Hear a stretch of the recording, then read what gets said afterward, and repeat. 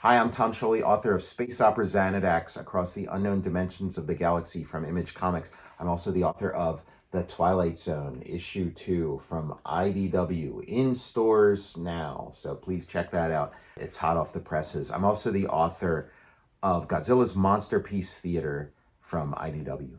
I'm Matt Zeoli. So yeah, how's this for a topic? The top superhero movies of all Yes. time. It's interesting because I was thinking about the top 5, top 10, whatever kind of thing it could be. And as I was doing it, it was like, okay, well, if I'm doing like a top 15, it doesn't mean that top 5 is like the first 5 of my top 15. It's like if I'm doing a top 5, that's a different list than a Yes. top 15 or whatever. So for my top 5, number 5 is Batman, the 1989, Yes. Michael Keaton Batman.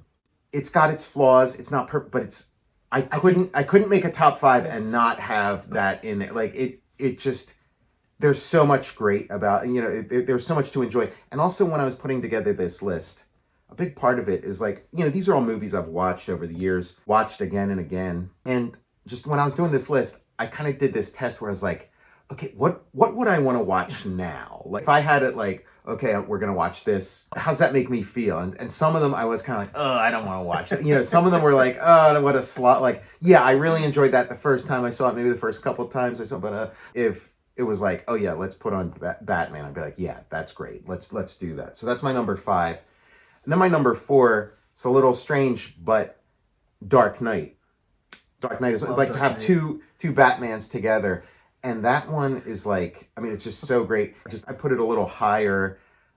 Even though, like, I love the look of the Tim Burton Batman, and then Dark Knight. It's got a great look, but not as slick as the Tim Burton one. But I love the story. I love the flow. I love the performances. I mean, Heath Ledger is like amazing. He's like a whole other level. Yeah. So there's 2 Batmans, which makes sense. I mean, when you look at like all the superhero movies that have come out, most of them are Batmans. Like there's a bunch of Batmans and then everything else. And then Spider-Man, Of course. Tobey Maguire, Sam Raimi. It's like, it's basically the superhero movie. When it came out, it was the superhero movie I'd kind of waited my whole life for, because all I ever wanted from a superhero movie was I just wanted that sort of Marvel formula of like an underdog superhero who's got cool powers that are like a fun visual, fun to watch, and then goes up against a villain who's like even stronger, who outclasses him, and that he has to like, pull together all his resources to like defeat this in like a really cool, battle or whatever. Like that's all I wanted. So that was like, okay, finally somebody made that kind of superhero movie, and now I can like move on with my life.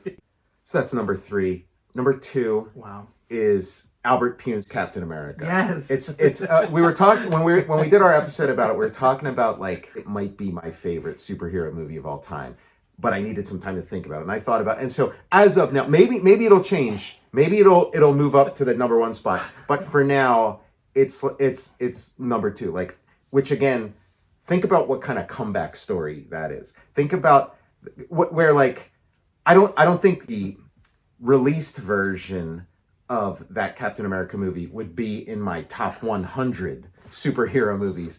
So like the fact that because this version that's been unearthed, Albert Pune's work print, the version of the movie that he turned in and said, hey, this is the movie, this is what the movie's going to be. We'll add a little bit here, maybe a little bit there, but this is more or less the movie. And then the studio decided no, they wanted to do it a different way. It's just amazing. I love it. I've watched it a bunch of times. And again, if it was like, hey, do you want to throw this movie on right now? I'd be like, hell yeah. Like let's put it on. And then my number 1, again, it took a lot of thinking and considering, but my number 1 is Superman, Richard Donner's Superman. It's a classic. It's great performances, great cinematography, beautiful Jeffrey Unsworth cinematography, and you just go on that ride with it. Like, it's so well considered and beautiful and awesome. And even though it doesn't have the great, superhero versus supervillain kind of fight that I like, and that a lot of these movies do have, that the Albert Pune's Captain America has a really great one, and Spider-Man and all the other virtues of Superman. You just like I couldn't not put that in the top place. And then if you did, cheat a little, like you were saying, if you added the Donner cut to that, like made them as one, then it's like, okay, because then you do got the knockdown, drag out, supervillain fight. That's my top 5. Wow. I'm gonna do an honorable mention. Okay. Honorable mention, which would be, number 6. I wanted so bad for this to be in my top 5, but I couldn't take out any of those other ones to not put it in. But this one, honorable mention, goes to Masters of the Universe. Oh yes. The Dolph Lundgren Masters of the Universe, just so great, and has cool battles and stuff. And is He-Man a superhero?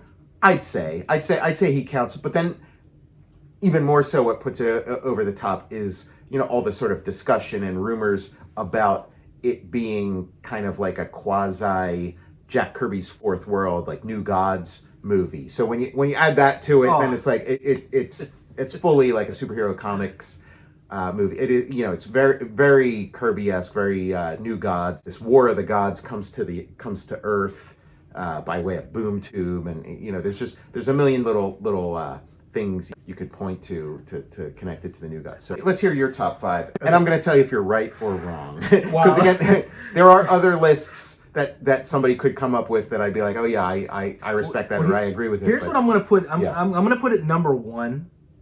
I'm going to start. So you're not going to start from 5. Yeah, I'm going to go number 1 right here. It is the Incredible Hulk television movies.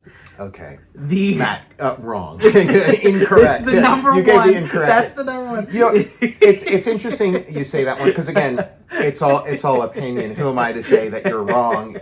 But I'll go to bat for that first Superman in terms of the quality of it, the magic, all the things that make it great. I'll go to bat for that. But I can't deny the very powerful nostalgia and like how important that movie was to me as a little kid, and then at various points in my life. So I just, sort of knowing you and doing this show with you, I know that those Incredible Hulks are...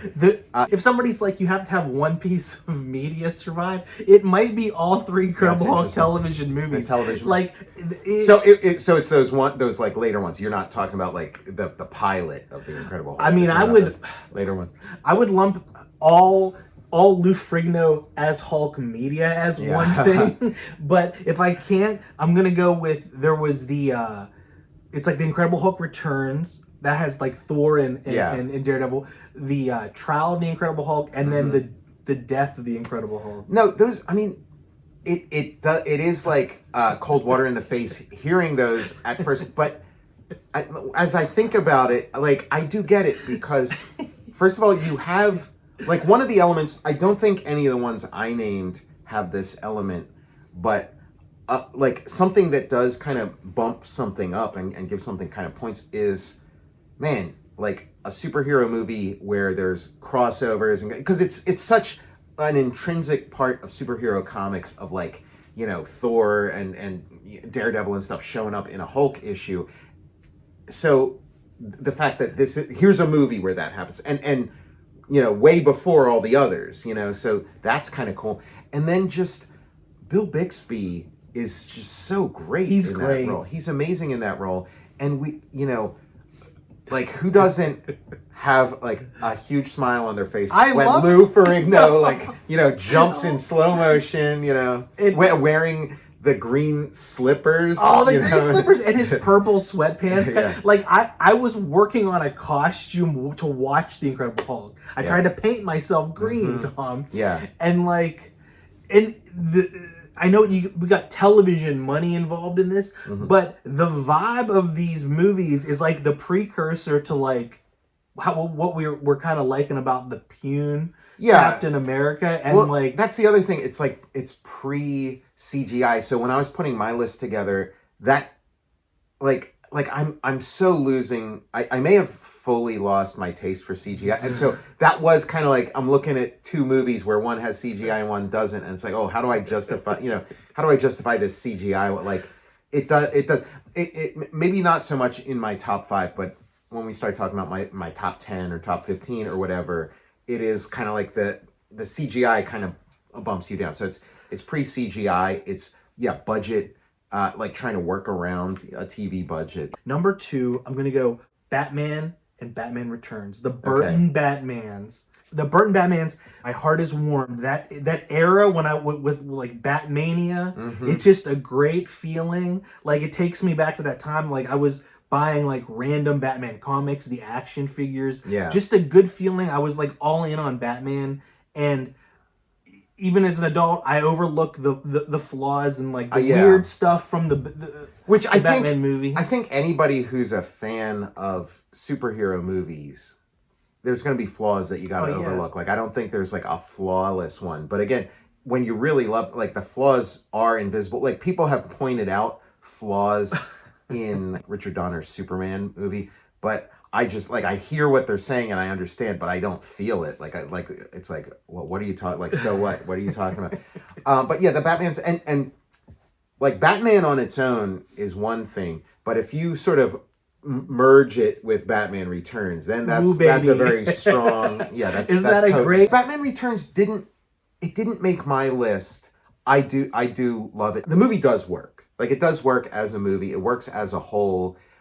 It doesn't deliver all the stuff I'm looking for as like a comic book fan or a fan of Batman, but it does work. Like, you know, he made something that's a compelling piece of art. But I do find whenever I put on Batman Returns, I just fast forward to like I want to see the Batmobile shooting stuff out, or I want to see him extend his wings or whatever. Like I just sort of zipper. Like it's very rare that I sit down and watch the whole thing just from start to finish. We want to see the Bat ski boat. Yeah, the Bat ski boat. I'm gonna go with number 3. I'm going the Raimi Spider-Man trilogy at number 3. So far, your top 3 have been things that left a huge imprint on popular culture and the popular imagination. Like those Hulks, for the longest time, that's all there was. If you were into like superhero stuff, was just the Hulk movies, and then you know, especially Marvel. That was like it. And then Batman's, that was like, you know, this mega huge thing. So then this Raimi Spider-Mans, yeah. The Raimi Spider-Man feel that like it, his style of directing, it couldn't be a more of a perfect blend to do a comic book movie. It's the first time I was like, it feels somehow more of a comic book than even like the Burton Batmans. Yeah, for sure. I mean, I think he was more of a comics fan than Burton was, for sure. And I think that was what was so beautiful about that first Spider-Man, was that he crammed, it's like the first 40 issues of Spider-Man, like in one movie. It was kind of nice. Okay, I'm at 4 here. I'm going to go Albert Pune's Captain America. Oh, nice. It made the list. It made the list. And then coming in at 5 is Nolan's Dark Knight trilogy. Yeah.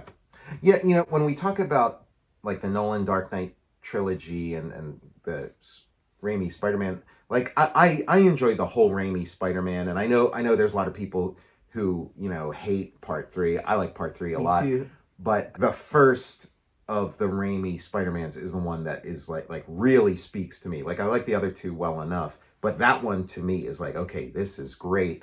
And then with the Nolan trilogy, like I just love Dark Knight. And then Batman Begins is great. And then the third one's good. It's, you know, it does what it does. Not as into it as those other ones. Our Wicked episode, like it just felt a little too perfunctory and like, okay, here's the wrap up, and we're not gonna start anything we can't finish here. So we're just gonna wrap it up. I think about Tom Hardy as Bane a lot. Yeah. Like he kind of like sticks with me, and like Heath Ledger, that performance might be one of Angela Bassett and Black Panther notwithstanding, like could be the best performance in any of these movies someone's giving, maybe. Yeah, I agree. Like when you talk about the third Dark Knight, like I'm saying, I don't like it as much as the other 2, but you know, you start naming elements or things that happen, and it's like, oh yeah, that was great. That was I like that. Tom Hardy's Bane is like Tom Hardy's Bane's else. Great. Yeah. And like I'm thinking about some fights. That's why I have to lump them in, because like I'm kind of cheating, but I got all 3 of them there. So that's my top 5. So that's your top 5. That's a good top 5. I can get behind that. And if you did strip them down and just say, okay, you know, just Tim Burton Batman and not Batman Returns, or you know, Batman Begins or whatever, and took out the other, like that would be a pretty solid list too. If you had to just isolate one of the three Hulk movies, which would it be? It would be the first one, The Incredible Hulk Returns. Yeah. With Thor. That one is really fun, and it's like yeah. Ferrigno bends like a pole and like hooks a guy up there. I think I only saw that one with Thor when, like when we watched it for this, because when I was a kid, somebody at school was telling me about it, and I was like, I can't believe I missed that. Like, I wanted to see that. So, and Thor was like my absolute favorite comic at that time. I'm like, Thor was on TV, and I missed. My not honorable, it shouldn't even be an honorable mention. Like, it's Superman and the Donner cut. Okay, yeah. Yeah, no, I agree. Yeah. I'm like running up my slide on my swing set pretending to be Superman. I got the cape. Like, John Williams' score in those movies kind of like was one of the things that got me into music to begin with. Hey, if you add Superman 3 and 4 to the list, then like we're cooking. Yeah. I got my top. If you want to do it, here's my top 15. Okay. And you know what? I'll do it in 1 to 15 order. Number 1, Superman. Number 2, Albert Pune, Captain America. So those are the same. Number 3, Donner cut. That's the holy trinity right there with Captain America right in the middle. Spider-Man, number 4. Number 5, Dark Knight. Number 6, Masters of the Universe. There doesn't have to be an honorable mention. Number 7, Dark Man. So another Raimi. Number 8, Iron Man. After I saw Fantastic Four and had sort of like a middling reaction to, like, there were things I liked a lot about it, but then things that didn't quite come together for me. And I was like, were these movies, like, is this as good as any of those movies that I remember fondly, and it's just that enough times passed, or were they always like this? Like, were they always kind of crappy, and I was just like so dazzled? So I went back to watch, like, the first bunch of them, and right out of the gate, I mean, Iron Man is really good. Like, I kind of almost took it for granted all these years, but it's like, it's so solid. All the superhero stuff, all the other stuff, you got to care about the characters, and you really do care about those characters. They're fun to follow, and then plus he, like, gets into his armor and goes flying around and does stuff, and it all feels of a piece. If I had made this list a couple of years ago, that might not have been on my list, but since I revisited it and was like, yeah, it really was. Number 9's Batman. So somehow Batman was number 5 on my top 5, but it's like if I got 15, then I want Batman on there, but he doesn't necessarily have to be, like he kind of got bumped down a little bit. If we got together next week, this list might be different. Fluid. I'm just gonna give you my like flowing 15 here. And then after Batman, I have Batman Begins. So I like that a little less than I like Batman. And then number 11 is Batman Returns. Hell yeah. So Batman Returns made the list. 12, Thor Ragnarok. It's got the thing of, like, multiple superheroes all in a little environment, getting together, like those Hulk movies had. It's the same pairing. It's Thor and the Hulk. But also the color. Like, so many of these superhero movies, that's an element they're missing. Like they're not colorful. And that one was very colorful, had sort of a Jack Kirby design aesthetic, and then and then just the virtues of the film itself as a film. Number 13 is the Joe Johnston Captain America. Yeah. Which I've always been very fond of, but this Albert Pune Captain America somehow, like, knocked that one down. Like all exploded it. Yeah, which I guess isn't fair. Like, art's not a competition or whatever. But the Joe Johnston one, I mean, it just does so much right. And yeah, again, there's parts I'd probably fast forward through if I were watching it now, but that origin scene is just so good, where he's like, he rips the door off a car and he's using it as a shield, and he's like chasing the submarine and so, and it does feel like it's taking place in the same universe as Raiders of the Lost Ark. Like, you do feel like Indiana Jones could be like hanging on to the back of that sub or something. And then number 14 is Infinity War. Wow. Again, if it weren't so CGI filled, it might have bubbled up higher, but it really felt like this grand, huge, this culmination point, all these threads coming together, all the it's like a mad world or something. Like, just like, everything in the kitchen sink. And it was exciting and fun, and it's got that, cliffhanger ending, and, just sort of seeing Spider-Man in space. I love the idea of, like, Spider-Man going on, like, a space adventure, because it's not it's not like the first thing people would think of, but it's like, yeah, why not? He's a superhero. He can do that. Number 15, Ong Lee Hulk. It's an early one. Oh it my did God, so much. It's so powerful. It's very compelling. It's the action is really great. Like when the Hulk is destroying stuff. It's I fucking love that Hulk. yeah, that's a really good one when he's beating up those mutant dogs. Yes. I guess this is my top 16 because number 16, or I guess maybe this is the honorable mention. Keep rolling. Is Flash Gordon. Oh, It's got all the elements. It's got Ah. color. It's audacious. It's fun. It's inventive. The one thing with all of these, if they're ever going to go back and revise them or redo them, figure out some way to have a cool battle between the hero and the villain. Figure that, because that's the only thing that this is missing. Like, it is very clever and very funny to have Ming the Merciless impaled on the little like pointy antenna on the spaceship. That's clever. But I want a sword fight. Like I want there to be like a duel between Flash Gordon and Ming the Merciless. I want a little, I guess maybe, like Masters of the Universe. Like have that. That's the only thing it's missing. You add that in there, and it might be number one. Yes. But that Flash Gordon, man, and it does pass the test of. If you're like, hey, let's put on Flash Gordon, I'll there. Watch it from beginning to end. Okay, so let's hear yours. I want to see how they line up. This is, I'm just gonna go like these change daily. I'm just gonna go with a block of them. Mm-hmm. This is in. Yeah, do it. I'm just gonna go down in no particular order. Got the Iron Man trilogy. Okay, yeah. We love that. Raimi Spider-Man trilogy. I know the Iron Man trilogy, like you're Shane Black. I'm into Shane. That, yeah. I'm into Iron Man 3 and 2. I love Shane Black. He did Iron Man 3. He likes for some reason to put in every one of his movies like a helicopter or a ship attacking like a house on a cliff. That like happens in like every one of his things. Go with what works. We talked about the Raimi Spider-Man trilogy. Superman plus Donner Cut.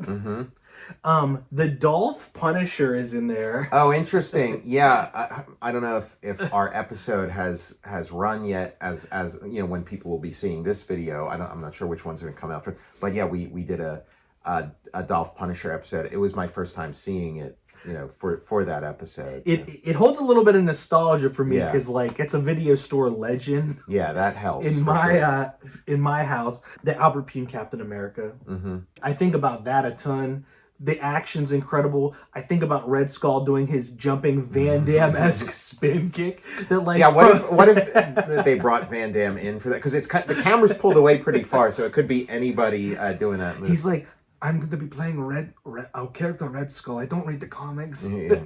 The muscles from Brussels. They dye his like cheeks red. They're like, I don't remember a comic where the Red Skull shows his bare ass. The Roger Corman Fantastic Four. Oh, nice. Yeah. I forgot that one. That didn't make my list, but I'm glad to hear it on yours. And you know what would help move it up the list is an official release where it's got little better picture quality. Or for a time that was like the thing I watched it probably like 5 times. Yeah. But when the Pune Captain America came out is all I'm like. Yeah, the Pune maybe pushed that out because it's like, oh yeah, here's a zero budget Fantastic Four that's actually like pretty good, like a lot of fun, pretty awesome, and I think still the best of the Fantastic Four movies. Like, I didn't have any Fantastic Four movies on my list, but if I had one, it would be the Corman one.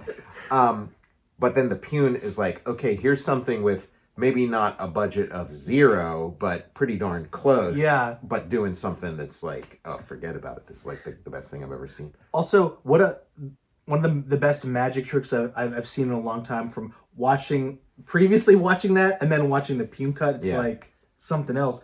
And then the Incredible Hulk television movies could be my favorite. Lou Ferrigno's whole Hulk run is my favorite piece of media. Yeah, like it really, like I mean, Bill Bixby gets the kudos because he is like acting his ass off. He is like really like selling it, and it's such a tragic character, and he's there's this empathy and stuff with him, but then it's like, hey everybody, like Lou Ferrigno. jumping around, painted green. Like it's wonderful. It's like that's going in the time capsule, you know. I'm lumping in the Mr. Rogers episode in with that right. too. That's canon. That is canon. And when I had a flip cell phone, my ringtone was like the music that plays when he's like walking away at the end. Now, there's all kinds of ways you can expand the definition of superhero, but if we started including like, you know, Ultraman and Go Ranger and Kamen Rider and stuff into this, it's a whole other conversation. But like for now but maybe we'll do a list sometime where we expand it to sort of like a heroes list. Yeah, or, international heroes. Again, like why wouldn't you consider them superheroes? You know, just because you know, maybe they didn't originate in a comic book or they're not part of like the canon of, you know, Marvel and DC or whatever, but it's like it's got all the ingredients and then some, and then plus, you know, tremendous quality. Hell yeah. And as we're talking about this, Ultraman episodes are continuing to play over here, so it's like I'm enjoying. What a feast. Yeah. The Nolan Dark Knight trilogy, Darkman. Yes. We love Darkman. I mentioned the Burton Batmans.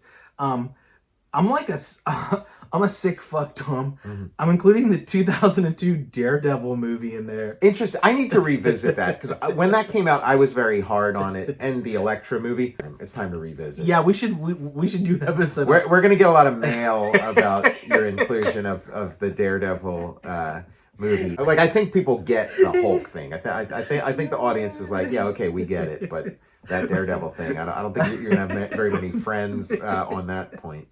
The Rocketeer. Oh yeah, that's a good one. Yeah, that's a good like we call. talked about, like Indiana Jones kind of vibe, and then I have Mystery Men. Oh, nice. Okay. Yeah. with Paul Rubens as the Spleen. Yeah.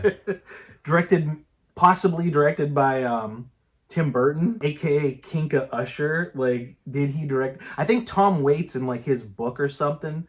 Like, there was a Mystery Men blurb where he said Tim Burton was the director. Interesting. And this Kinka Usher that's the director is like a made up. It's kind of like a Richard Bachman scenario. Oh, okay. So we don't know exactly who. Now, is it the person who directed it did not want their name on it? I don't think. I'm pretty sure this is like it's a Tim Burton joint. That's wow. Yeah, Kinka Usher is like, could be, if Kinka Usher, if you're out there, call in to reveal yourself. But I think interesting, because there's pictures of Kinka Usher, or like, but it's Richard Bachman. Stephen King used like a friend of his agent as Richard Bachman's photo for years. So interesting. That's breaking news as far as I'm concerned. This is all. We should do a Mystery Men episode. Yeah, that was worth including just for that little tidbit. Tom, you're gonna go down a rabbit hole with Kinka Usher, aka Tim Burton. We got Blade. Blade ticked a lot of boxes and like accomplished a lot of things. We love Wesley Snipes here, and it's his baby. Yeah, I got the Crow. The Crow is the Crow. Yeah. These are all good. Like again, if you took all of these movies and smashed them together, you'd really have something. But yeah, the Crow. If you had context to it, it's like when I saw the Crow, that like blew my mind. You know. A great soundtrack too, and like all the circumstances surrounding it, like. I was in math class in 6th grade, and he was reading The Crow at his desk, and I was like, "What the heck is that?" That the sort of like black and white era of comics, some real like masterpieces came out of there. I think that's it. Okay, we'll meet up next week and come up and do it all over again. See if it's the same or different. I'm Tom Scioli, author of The Twilight Zone from IDW, in stores now. Get it while it's hot. I'm also the author of Space Opera Xanadax, Across the Unknown Dimensions of the Galaxy from Image Comics. And I'm the author of Godzilla's Monsterpiece Theater. I'm Matt Zeoli. And yeah, we'll see you next time. Yeah, see you in the list-making realm.